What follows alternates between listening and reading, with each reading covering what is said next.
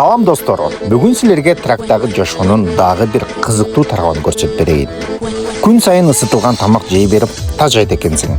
Тракта тамак жасаганда өзүмдү шеф-повардай сезем. Андыктан бүгүн жеңди түрүп, дымдама жасайын дедим.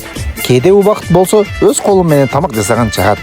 Көчөдө деле сатып алсаң болот, бирок ал кандай жасады, кайсы кол менен жасады, колун жуудубу, жуубадыбы, этти кайдан алды деген ойлор келе берет.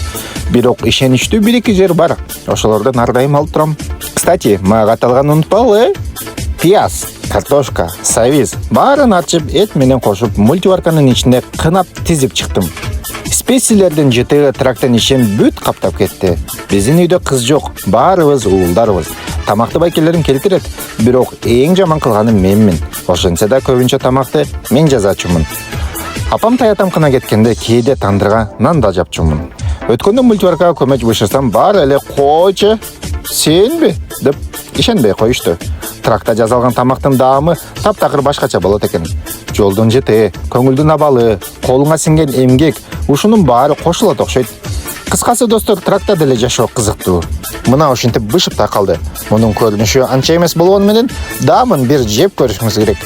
Бул тамакты жебепсиз, бул дүйнөгө келбепсиз дегендей эле болду.